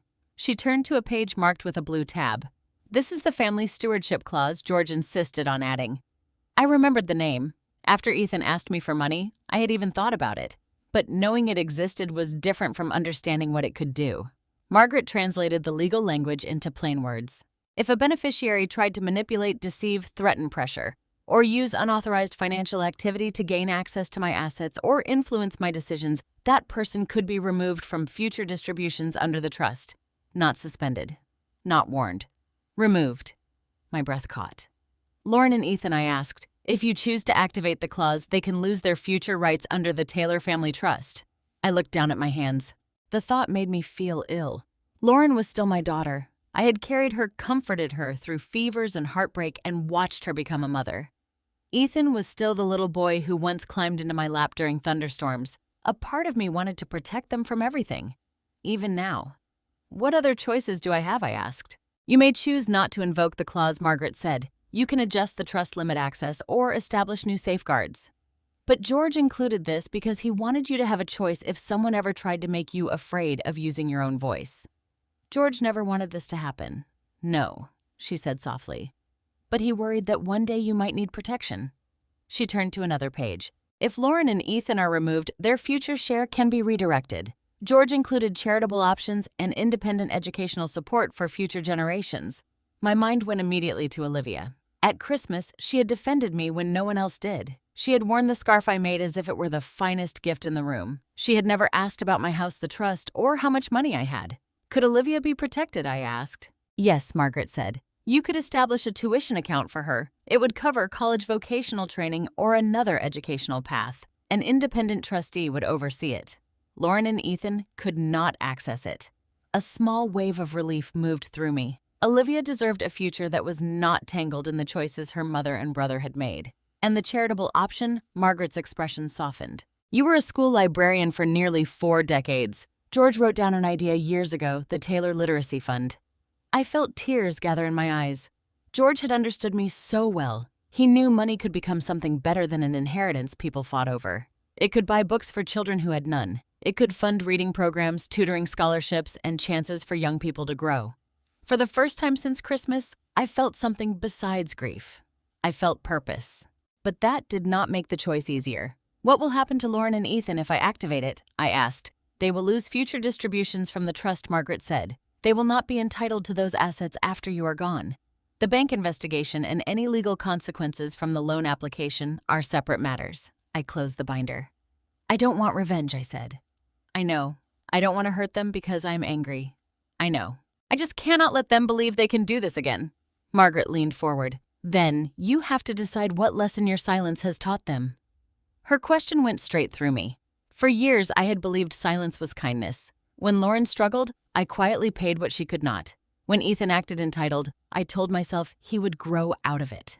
When their questions about my home made me uncomfortable, I changed the subject because I did not want conflict. But what had my silence taught them that I would always forgive before they had to change, that I would protect them from consequences, that my fear of losing family mattered more than my own dignity. I remembered George holding my hand at our dining room table years ago. He had said the clause was not meant to punish anyone. It was meant to protect me. "What did George always say?" I asked Margaret. She smiled sadly. "He said forgiveness does not mean you ignore consequences." The words settled into me. Perhaps I could forgive Lauren and Ethan someday. Perhaps I could leave a door open for them to become better people. But forgiveness did not require me to hand them the key to everything George and I had built. I looked at the binder again. "Prepare the documents," I said. Margaret waited a moment. "Are you certain?" I thought of Olivia. I thought of children who might one day hold their first beloved book because of the Taylor Literacy Fund. I thought of my home and my right to live in it without fear. Then I nodded. Yes. My voice was quiet. But for the first time in a long time, it did not shake.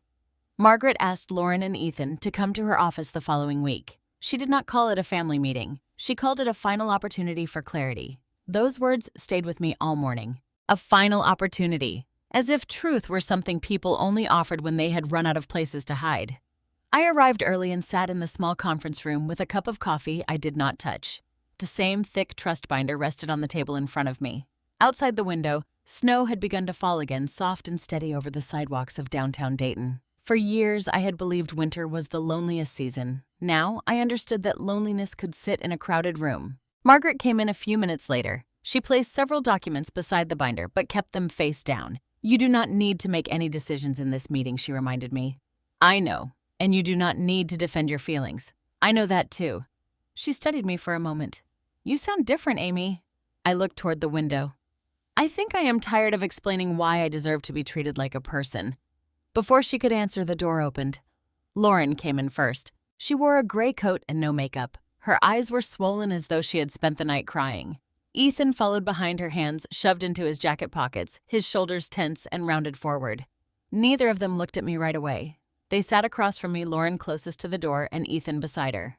For a few seconds, the only sound in the room was the faint hum of the heater. Margaret folded her hands on the table. Thank you for coming, she said. This meeting is not about forcing Amy Taylor to make a decision today. It is about allowing everyone to speak honestly before the trust provisions are addressed. Lauren's eyes immediately filled with tears. Mom, she said. I did not respond. Not because I wanted to punish her, because I needed her to understand that one word could not erase what had happened. She swallowed hard. I don't even know where to start. Start with the truth, I said. Her face crumpled. For a moment I saw the little girl she had once been, the girl with scraped knees and messy braids, the girl who had run into my arms when she was afraid. But that memory could not speak for the woman sitting in front of me now. Lauren wiped her cheeks. I always felt like I lived in Dad's shadow, she said. Ethan glanced at her, startled. She continued anyway. Everything was always about how careful he was, how responsible he was, how he built the company from nothing, how he made smart decisions. And then after he died, everyone looked at you like you were still so strong, like nothing could touch you. I stared at her. Lauren, losing your father nearly broke me. I know, she whispered. But you never showed it the way I did. The words struck me strangely. I had shown grief differently. That was true. I had not fallen apart in public. I had not called everyone I knew. I had gone to the grocery store, paid bills, watered the plants, and cried only after the house went dark.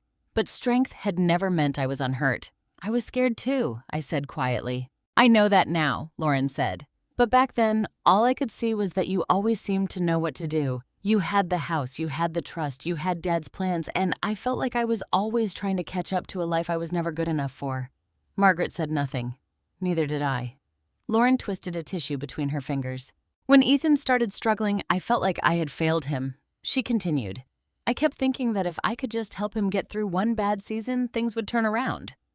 You could have told me he was in trouble, I said. I was ashamed. So you changed my bank information instead. Her face went pale. I thought I was helping him get your attention. That's all. He said you never listened when he tried to explain. I listened, I said. I asked questions. He said you were judging him. No, I was asking him to be honest. Lauren lowered her eyes. That was the truth neither of them wanted to face. They had not been denied help because I was cruel. They had been denied easy access because I refused to be careless. Ethan finally lifted his head. I didn't tell her everything he said.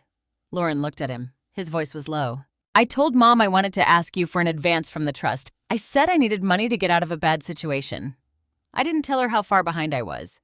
You told me you needed $85,000 for a cafe, I said. I know, and you owed more than $200,000. He looked down again. I know. The silence stretched between us. Then I asked the question that had been waiting inside me since Christmas night. Why did you call me broke? Ethan's eyes shifted toward mine. His face changed. The shame was there now, real enough that I could see it. I was angry, he said. That is not an answer. He drew in a breath. I wanted everyone to think you were out of touch, he admitted. Like you didn't understand what things cost now. Like you were just this old woman living on a fixed income who needed people to make decisions for you. My heart did not break the way it had before. This time, it hardened. You wanted to make me look incapable, I said. He nodded once. So that when you started talking about managing things for me, people would believe you. He did not answer, but he did not deny it either. Olivia's face came to my mind then, the way she had sat beside me at Christmas clutching the scarf I made her while her brother laughed at my gift. The way she had been the only person in that room who seemed to understand that dignity could be wounded without anyone raising a hand. Ethan rubbed his palms against his jeans. I was panicking, he said. I had bills coming due. Marcus was calling me every day. I didn't know what else to do. You could have told the truth, I said. I was embarrassed. You were embarrassed to tell me about your debt, I said, but not embarrassed to use my house as collateral without my permission. His mouth opened, then closed. I didn't think it would hurt you, he finally said. I stared at him. That is the problem, Ethan. You did not think about me at all. He looked down. You thought about your debts, your reputation, your future. You thought about the pressure you were under, but you never stopped to think that I might be terrified, that I might lose the home where I built my life with your grandfather, that I might wonder whether my own family saw me as a person or just as something they could use. His eyes filled with tears. I'm sorry, he said. I believe you are sorry now, I replied. But you are sorry because the truth came out. You were not sorry while you were changing my phone settings. You were not sorry while you were using my papers. You were not sorry when you stood in front of everyone and called me broke. Ethan's shoulders sank. Lauren reached for his hand. He did not take it. Margaret spoke calmly. Desperation may explain why someone makes a decision. It does not make the decision acceptable. I looked at Margaret, then back at Ethan. She is right, I said. I understand fear. I understand debt. I understand making mistakes. But I cannot pretend your fear gave you the right to destroy my safety. Lauren began crying again. Mom, please, she said. Don't do this. Don't activate the clause. Don't take everything away from us. I felt something inside me go still. Everything I asked. She looked at me helplessly. You'll destroy the family. For years, that sentence would have crushed me. It would have made me retreat. It would have made me soften the truth until no one had to feel uncomfortable except me. But now I understood something I should have understood long ago. A family is not destroyed by boundaries. It is destroyed when people decide love gives them permission to take. The family began breaking the moment you both decided I was a bank account instead of a mother and grandmother, I said. Lauren covered her mouth. You had choices, I continued. You could have come to me honestly. You could have asked for guidance. You could have accepted that I had a right to say no. Instead, you hid things from me, changed my information, and let Ethan use my life as a solution to his mistakes. I didn't want to hurt you, Lauren whispered. But you did. She nodded, tears falling freely now. I looked at both of them. I will not interfere with whatever legal consequences come from this investigation, I said. I will not lie for you. I will not ask Robert to make this disappear, and I will not let guilt force me to protect you from the outcome of your own choices. Ethan looked up sharply. Grandma? No, I said. You need to hear this. I may forgive you someday. I do not know, but forgiveness is not the same as pretending nothing happened. No one spoke after that. The snow continued to fall outside the window. Margaret gathered the documents quietly and placed them back into the folder. As Lauren and Ethan stood to leave, Lauren turned toward me one last time. I really am sorry, she said. I looked at her for a long moment. I hope one day your actions make those words true, I said. Then she walked out. Ethan followed without looking back. I remained seated at the table, my hands folded over the trust binder. For the first time, I did not feel like a frightened woman waiting for someone else to decide what happened next. I felt like someone standing at the edge of a difficult choice, and I knew I was finally ready to make it. The morning I signed the documents, the sky over Dayton was clear for the first time in days. Sunlight poured through my kitchen windows and landed across the floor in long, pale rectangles. It should have made the house feel warm. Instead, I stood at the counter with both hands around a mug of coffee, feeling the weight of every decision waiting for me. Margaret had sent the final paperwork the night before. The family stewardship clause, the revised distribution instructions, the paperwork establishing the Taylor Literacy Fund, the independent tuition account for Olivia. I had read every page twice. Then, I had sat in George's old recliner until nearly midnight staring at the photograph on the mantel. I kept expecting some sign that I was doing the wrong thing. A sudden doubt, a voice in my head telling me I was being too harsh. But the truth was, I had spent years hearing that voice already. It had been there every time Lauren made me feel guilty for living in my own house, every time Ethan treated my caution like cruelty, every time I swallowed discomfort because I thought keeping the family calm mattered more than keeping myself safe. This time the voice was quieter. Not gone, but quieter. When I arrived at Margaret's office, she was waiting with the papers organized in a neat stack. Robert Collins was there as well, seated near the window with a folder from the bank resting on his lap. He stood when I entered. "Amy," he said gently. "How are you holding up?" I considered the question. "I'm sad," I said. "But I'm not confused anymore." Robert nodded as though that made perfect sense. Margaret gestured toward the chair at the end of the table. "You can still take more time," she said. "Nothing has to happen this morning." I sat down and looked at the documents. "I have taken enough time," I replied. For several seconds, no one spoke. Then, Margaret opened the folder and placed the first page in front of me. "This activates the Family Stewardship Clause," she explained. "It formally removes Lauren Mitchell and Ethan Mitchell from future distributions under the Taylor Family Trust because of their financial misconduct and attempts to manipulate or gain unauthorized access to your assets." My throat tightened when she said their names. Lauren, Ethan, my daughter, my grandson. No matter what they had done, those words still carried history. I saw Lauren in a pink raincoat holding my hand on her first day of kindergarten. I saw Ethan at 8 years old proudly showing me a paper airplane that would not fly straight. I remembered birthdays, scraped knees, school plays, family vacations, Christmas mornings. Love does not disappear the moment someone betrays you. That was one of the hardest things I had learned. You can love people and still need protection from them. You can remember their best moments and still refuse to let those memories excuse their worst choices. I picked up the pen. My hand trembled slightly. Then I signed my name. Amy Taylor. The letters looked steady on the page. Margaret slid the next document toward me. "This establishes the Taylor Literacy Fund," she said. "The redirected assets will support local reading programs, book access initiatives, literacy tutoring, and scholarships for students in financially difficult circumstances." I stared at the name. Taylor Literacy Fund. For a moment, I could almost hear George's voice. Not loud, not dramatic, just that warm, practical voice he used when he believed something could be fixed if you approached it with enough patience. I thought about my years in the school library. Children arriving before class because the library was warm and quiet. Children who would sit in the corner with a book because there was nowhere else they felt safe. Children who had never owned a storybook of their own. Some kids came in asking for adventure novels. Some asked for mysteries. Some asked for books about animals, space history, or girls who saved the world. And some did not ask for anything.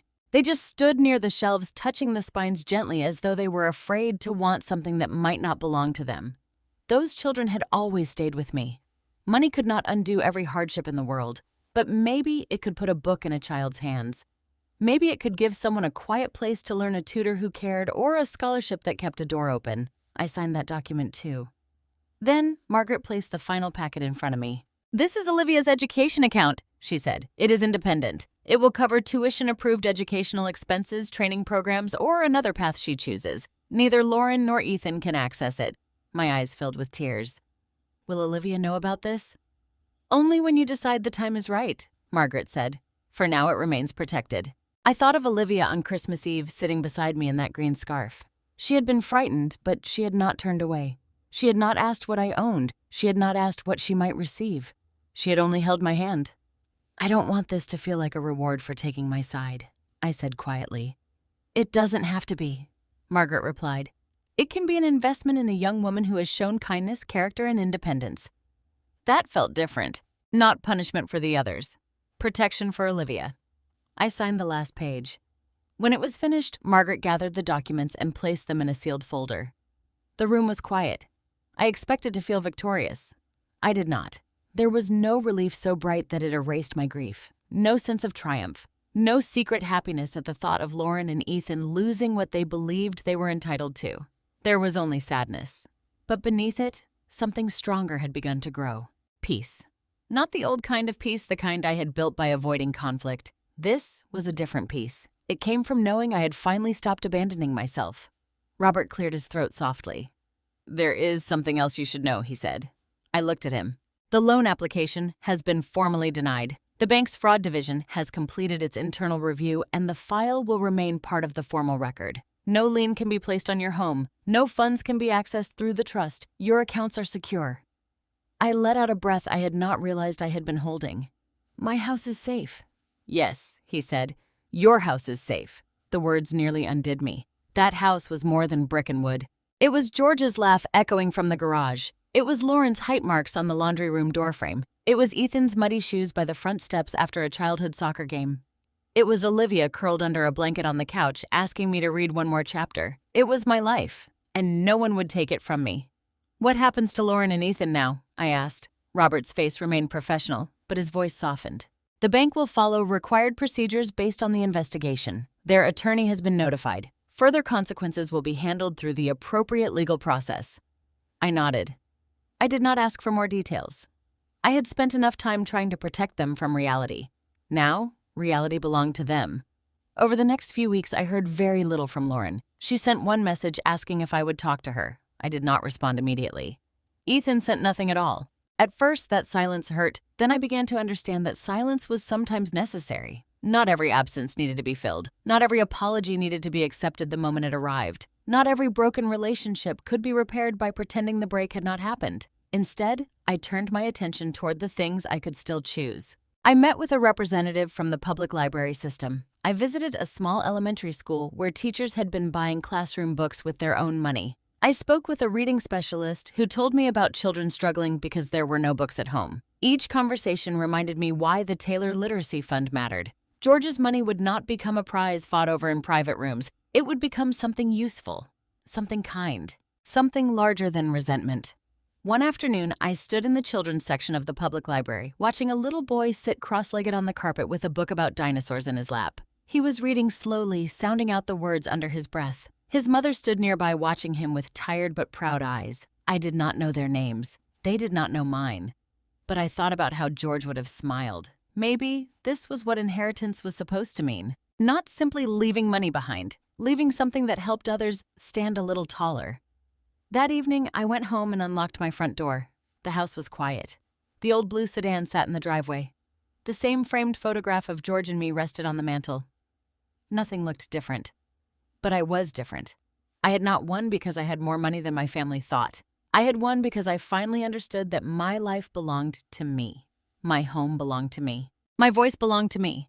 And no one, not even the people I loved, had the right to make me feel guilty for protecting what I had built. By the time spring arrived in Dayton, the sharpest part of my anger had changed. It had not disappeared. I do not think pain that deep simply vanishes because the weather gets warmer or because the calendar turns to a new month. But it no longer woke me in the middle of the night. It no longer followed me from room to room whispering every question I could never answer. Why had Lauren helped Ethan? Why had Ethan thought he could take from me and still call it family? Why had I spent so long trying to keep peace with people who were willing to disturb mine? Some questions did not have satisfying answers. Eventually, I stopped waiting for them. The Taylor Literacy Fund gave me something else to think about. At first, I only attended meetings because Margaret encouraged me to stay involved. She said the fund would be stronger if it carried my voice, not just my name. So I met with librarians, teachers, and local nonprofit coordinators. I listened while they talked about classrooms with too few books children who struggled to read because no one had read to them at home and families choosing between groceries and school supplies. The more I heard, the more I remembered why I had loved being a librarian. I had never thought of myself as someone who changed lives. I had simply been the woman behind the desk who helped children find books. But a third-grade teacher named Mrs. Bennett said something to me one afternoon that stayed in my heart. "You may not remember every child who came through your library," she said, "but some of them remember the first adult who made them feel smart." I did remember some of them. I remembered the shy boy who only wanted books about trains, the little girl who read every horse story in the building, the child who sat near the windows during recess because reading was safer than the playground. And I remembered how a book could make a child feel less alone. The first project funded by the Taylor Literacy Fund was a reading corner at a small elementary school on the east side of town. The shelves were painted a soft blue. There were beanbag chairs, floor lamps, picture books, chapter books, and a small sign that read, "Every story has a place here." I stood near the doorway during the opening, watching children rush into the room. One little girl picked up a book about space and held it against her chest as if someone might take it away. Another boy sat on the floor and began turning pages before the principal had even finished speaking. I felt tears fill my eyes. Not tears of sadness. Not exactly. They were the kind of tears that come when something broken inside you begins to understand it can still be useful. George would have loved it. I could almost picture him standing beside me, pretending to be interested in the shelves while secretly watching my face. He would have teased me for crying. Then he would have slipped his hand into mine and squeezed it once. "That's a good use of money," he would have said. And I would have laughed, because that was exactly what he would have said. Olivia started visiting more often that spring. At first, she would come over after school and sit at my kitchen table with homework spread out in front of her. She was preparing for college entrance exams, and I helped her with essays when she asked. But most of the time, we did not talk about college. We talked about ordinary things. We baked lemon bars. We watched old movies. We planted basil and tomatoes in pots on the back porch. She told me about her friends, her choir teacher, and the pressure she felt to figure out her future before she had even graduated high school. One Saturday, she found an old recipe card in my kitchen drawer. It was written in George's uneven handwriting. "Grandpa could cook?" she asked. "Not well," I said. "But he believed he could." She laughed. "What did he make?" "Chili. Every Sunday for nearly 10 years. Was it good?" "It was aggressive." She laughed so hard she had to sit down. Those moments mattered more than I could explain. Olivia never asked me about the trust. She never asked whether I had changed my will. She never looked around my house with the quiet calculation I had begun to recognize in others. She asked me what my favorite book was. She asked me how I met George. She asked me whether I ever wanted to travel when I was young. And when I told her I had always wanted to see the ocean in Maine, she said, "Then we should go someday." Not because she wanted something from me, because she wanted to share something with me. That was the difference. One afternoon in May, I found a letter in my mailbox. The handwriting on the envelope was Lauren's. For nearly 10 minutes, I left it on the kitchen counter unopened. I walked past it twice. I made tea. I watered the plants by the window. I told myself I did not have to read it. But eventually, I sat down and opened it. The letter was 3 pages long. Lauren did not ask for money. She did not ask me to change the trust. She did not say that I had misunderstood her. She did not blame Ethan, stress fear, or her own unhappiness. She wrote that she had been ashamed to look at herself honestly. She admitted that she had confused worry with control and love with entitlement. She wrote that when Ethan started failing, she had panicked because she thought his failure proved she had failed as a mother. Then she wrote something that hurt to read because I knew it was true. She said she had resented me for seeming stable when she felt like she was always falling apart. I read that sentence 3 times. For years, I had assumed Lauren wanted my money. Maybe she had. But underneath that was something more complicated. She had wanted the safety she thought money represented. She had wanted the certainty she believed I had. And instead of asking how I had built that stability, she had decided I owed it to her. The letter ended with no request, only an apology. I folded it carefully and placed it in the drawer beside the recipe cards. I did not call her. Not yet. 2 weeks later, another letter came. This one was from Ethan. His handwriting looked rushed and uneven. He wrote that he had found a job at a warehouse outside Dayton. It was not glamorous, he said. He loaded shipments before sunrise, wore a reflective vest, and came home tired every night. But he was working. He also wrote that he had started meeting with a financial counselor through a community program. He was learning how to face his debt instead of hiding from it. Then he wrote, "I used to think asking for help meant getting money. Now I understand it can mean someone telling you the truth when you don't want to hear it." I sat with that sentence for a long time. It was not enough to repair what he had done. Words never were. But it was more honest than anything he had said before. At the bottom of the page, he wrote that he did not expect me to forgive him. He said he only wanted me to know he was trying to become someone who would not make the same choices again. I placed his letter beside Lauren's. For a while, that was all I did. I did not answer them. Not because I wanted to punish them, because I was learning that distance could be necessary. Distance was not cruelty. Distance was room to breathe. Room for them to prove whether their apologies would become actions. Room for me to heal without being pulled back into guilt every time someone cried. Room for all of us to understand that love could not survive unless respect stood beside it. One evening, Olivia and I sat on the back porch watching the sun set behind the trees. She had just finished telling me about a college she wanted to visit in Cincinnati. Her eyes were bright when she talked about it. "You should go," I told her. "I'm scared," she admitted. "Of what? Making the wrong choice." I looked at her for a moment. "Most people are scared of that," I said. "But a choice does not have to be perfect, to be honest. You make the best decision you can with the truth you have." She looked down at her hands. "Do you think Mom and Ethan can change?" I knew she had wanted to ask that for months. I took a slow breath. "I think people can change," I said, "but wanting to change and doing the work are 2 different things." She nodded quietly. "Do you think you'll forgive them?" I watched the last light disappear behind the rooftops. "I don't know," I said. "Not yet." And for the first time, saying those words did not make me feel guilty. Because forgiveness was not a debt I owed anyone. It was something I could offer only when my heart was ready. Until then, I had my home. I had Olivia. I had the children filling new reading corners with laughter and stories. And I had a future that no longer belonged to the people who had tried to take it from me. A year after the Christmas dinner that changed everything, I hosted Christmas at my house again. I almost did not. For weeks, I considered telling Olivia we should go out to dinner somewhere quiet instead. A small restaurant, maybe. Somewhere without old memories in the walls. Somewhere no one had ever argued over my future or treated my home like an item waiting to be divided. But in the end, I decided to stay. This was my house. It had always been my house. And I refused to let the worst night of my life take Christmas away from me, too. By noon, the room smelled like rosemary cinnamon and the roast I had been preparing since morning. Olivia arrived early, carrying 2 grocery bags and wearing the same deep green scarf I had made her the year before. It was faded a little now. She had worn it often. "You still have that?" I asked as she stepped inside. She looked down at the scarf and smiled. "Of course I do. It's my favorite." Something warm moved through me. She set the groceries on the counter and immediately began helping without asking what needed to be done. She peeled potatoes while I prepared the vegetables. She hummed softly to herself as she worked, stopping now and then to tell me about her first semester at community college. She had decided to study early childhood education. "I think I want to work with kids," she said. "Maybe teach, or work in a school library someday." I looked at her over the rim of my glasses. "A library," she smiled. "Maybe. I always liked how you made it feel like people belonged there." For a moment, I could not speak. Instead, I reached across the counter and squeezed her hand. "You will make children feel safe," I said. "That matters more than you know." At 5:30, the table was set. I used the white dishes George and I had received as a wedding gift, the ones I had kept wrapped in the cabinet for too many years because I was afraid of using them. The candles were lit. The little ceramic angel Olivia made for me in 5th grade sat beside the centerpiece. Everything was simple. Everything was mine. Lauren and Ethan were due at 6. I had invited them both, but not without conditions. The invitation had been brief. "You may come for dinner. We will not discuss money, the trust, the house inheritance, or what you believe you are owed. You will not ask me to forgive you before I am ready. If you come to share a meal respectfully."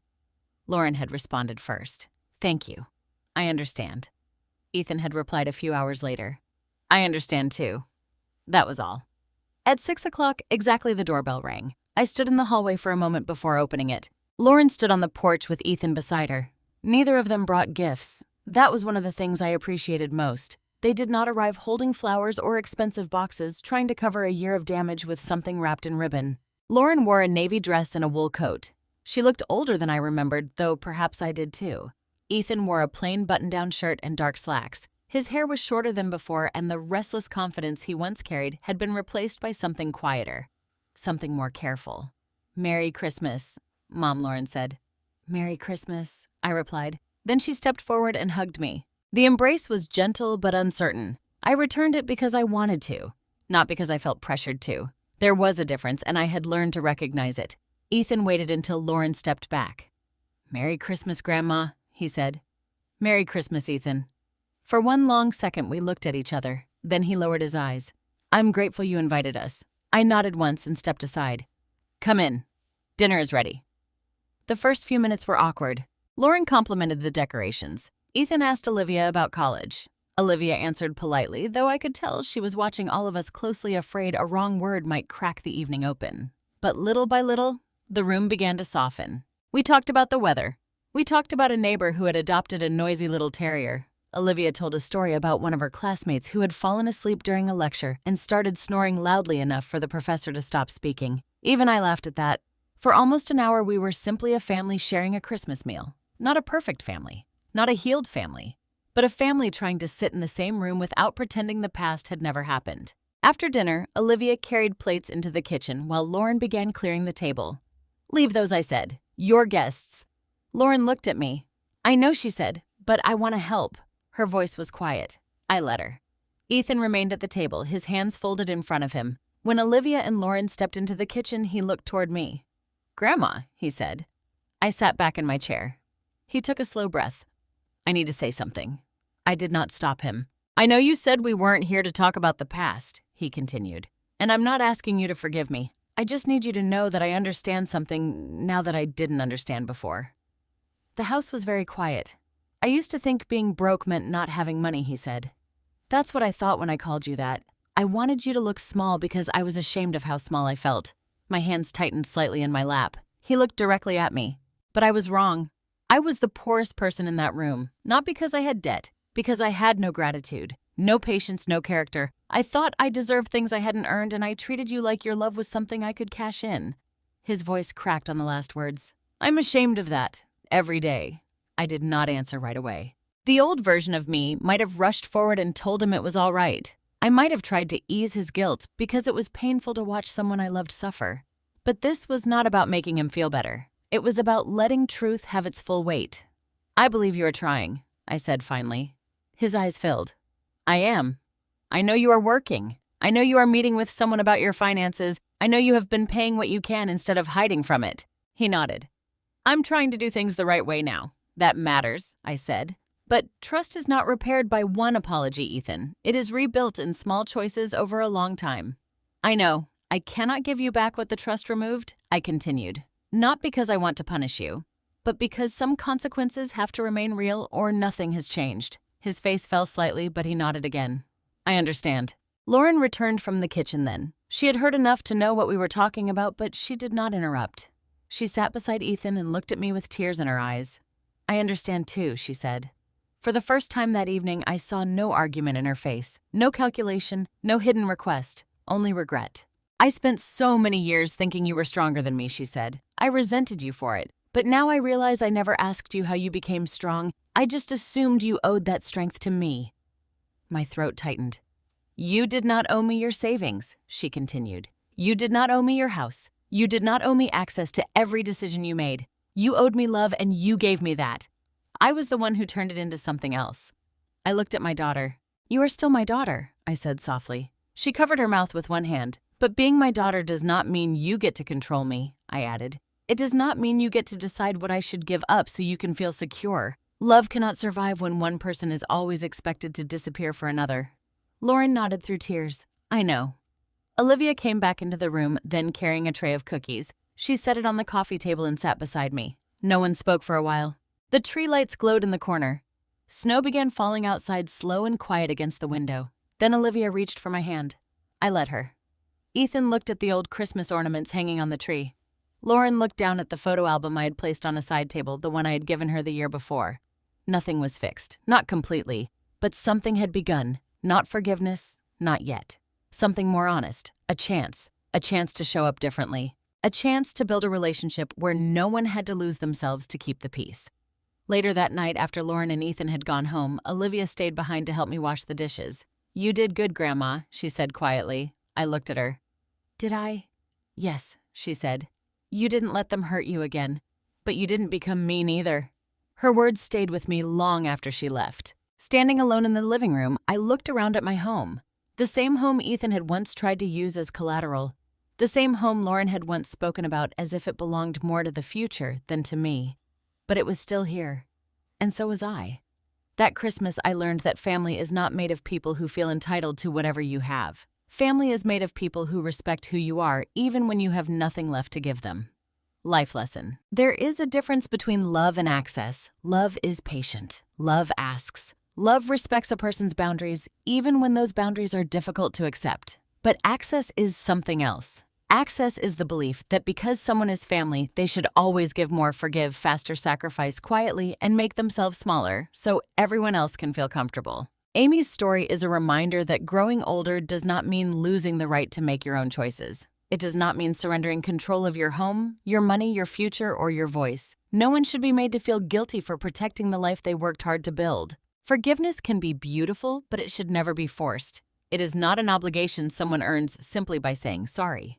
Real forgiveness can only grow when there is truth, accountability, changed behavior, and time. Sometimes the most loving thing you can do is set a boundary. Sometimes the kindest thing you can do is allow people to face the consequences of their own choices. And sometimes the strongest thing you can say is, I love you, but you do not get to hurt me again. If this story moved you, please share your thoughts in the comments. Have you ever had to set a boundary with someone you loved?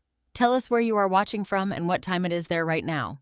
And if you believe stories like this matter, please subscribe, and join us for more emotional family stories.